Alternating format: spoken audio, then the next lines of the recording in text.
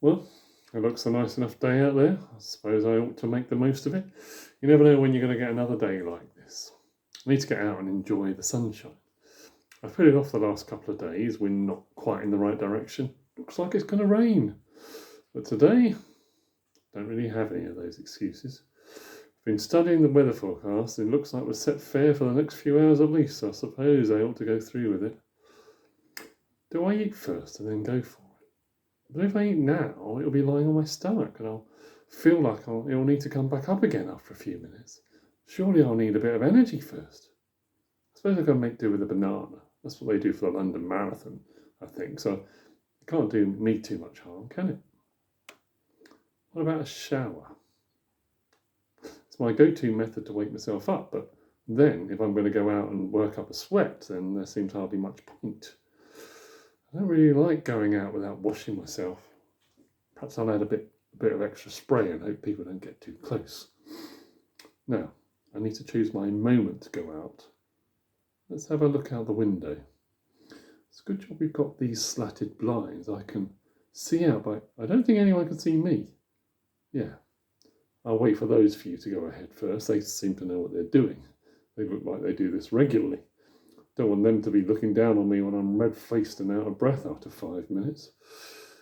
I think I'll give it a few minutes for them to head off. Oh look, it's Doreen at number 42. She's coming out of the house too. What's she up to? She's looking this way. She thinks she knows I'm watching her. Well, I am. She's getting in the car. Great. Let her go down the road and then I'll go out. I don't think I'll ever be a serious runner. I do it to try and keep in some sort of shape. You're constantly being asked to reveal how many times you do exercise for more than 30 minutes at a time, and my answer is usually less than once a month. So I'm trying to do something about it.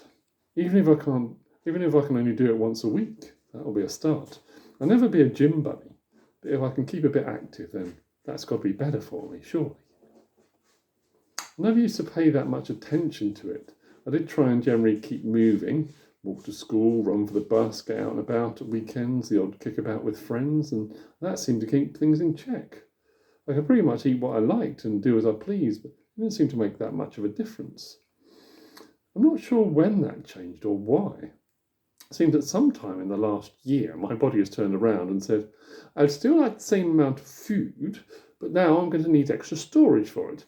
I know, I'll add some extra pouches around your tummy region. What about some side pockets over your hips?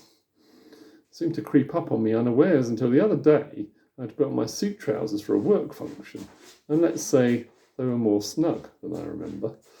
I certainly didn't need a belt to keep them up. It's a good job it was a sit-down meeting so I could loosen the button at the table. Don't think anyone else noticed.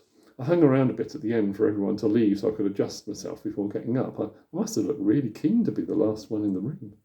I knew then that I had to do something about it. I simply have to exercise more. I'd always intended to move about more. 3 times I'd actually gone into the gym and picked up a leaflet about subscription, but I'd never actually done anything about it. Does walking into the gym count as a session? I do try and limit the snacks at work, but then it comes to Fancy Friday, and, well, I'm afraid the willpower is tested to the full, and I can't really resist having a cake when everyone else is.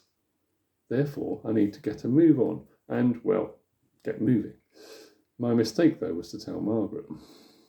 I wanted to do things in my own time and at my own pace, but as soon as I mentioned it to her, she almost took it on herself as a personal mission to help me. I thought I could be a bit discreet, put on my old t-shirt and some shorts and mingle in with the rest of the runners who seemed to permeate the length of our road, but Margaret had very other ideas. The very next day, she came back from town with some bags for me, some things to help you, she said, and produced some running garments for me. Well, it was very generous of her to think of me, and I had to pretend to be pleased. She bought some running leggings, which were figure-hugging, to say the least, and there's a bit more figure to hug these days. This bright orange top and a luminous pink jacket to run in. So you can run at night time too, she beamed. Yes, there would absolutely be no chance of anyone missing me in that under cover of darkness or otherwise. I muttered a feeble thank you, whilst keeping a feigned expression of gratitude for the rest of the evening. Well, what could I do? I couldn't exactly not wear it now since she's gone to all that effort. Oh, I think that's Doreen gone now, so I'm going to venture out. I'm sure it'll be okay. I mean, I used to run around when we did football training, though that was a few years ago now. Actually, a few more than I care to remember. Come to think of it, I finished with the team when I was in the under-15, so that was a while ago. We've had a few of us work colleagues get together for a kickabout, but that seems to have petered out recently, so I've not really had my regular exercise slot. This seems fine so far. There we go. I'm running. Look at me. I'm actually doing it. It's not so bad. I'm at the corner already. Let's have a look back. It's not too bad. I've run all the way to here. Look at that. What's that? Oh, I think I can feel a spot or two of rain. What should I do? I don't really want to get wet. Well, I can't really turn back already. Doreen may have gone, but I bet there are others too who've noticed me out here. Well, in this top, of course. Of course they have. They'll wonder why the giant marshmallow man from Ghostbusters has gone past their window. No, nothing for it. I'm going to have to soldier on. Starting again. Oh, I can feel it now. I'm breathing quite heavily. My side is beginning to ache already. I could still turn back. No, come on. You've decided to come out now. You need to make it count. And you might actually start enjoying it, perhaps. Let's keep going. I think we'll do a short circuit that takes us around the roads and back again to our house so I can see how far I've been. Now, my other side is aching. This is really hard. I know, I'll distract myself with a bit of music. I'm sure that'll help. Something upbeat so I can run to the beat. Oh, that'll do. Yeah, that's good. Feeling it now. Mama, this is really helping. If I'm not back again this time tomorrow. I mean, having the music right into your ears. Carry on, as if nothing really matters. It really helps you belt it out full blast. I must sound brilliant. I wonder why they're looking at me like that. Perhaps didn't realise quite what a talent I have. Well, they'll be glad that I took the plunge to come out today, won't they? Phew. This is quite hard work. If we come round this bend and carry on, then we'll be back on our road at the other end. Which is harder than I thought to keep going. Try and forget about it. Think about something different. Shopping list. What do we need? Beans. Yeah. Nearly out of beans. Running out. Runner beans. Keep going. Orange juice. That'd be nice to have a cold drink when I've finished. Go nice with a bit of cake. Perhaps a Mars bar. How about a Mars bar cake? Oh, I really fancy a Mars bar cake now. How long have we got left? Still not quite at our road. Come on. Keep going. You'll feel better. At last. Back on our road. Why does it have to be on a slope? You don't realise when you go up and down it every day that it's actually on a bit of an incline. Typical luck of mine to finish on a hill. Is it okay to walk yet? No, look, there's Barbara from over the road. Can't let her show that I'm struggling, but she's gaining on me and I'm supposed to be the one running. Barely putting one foot in front of the other now.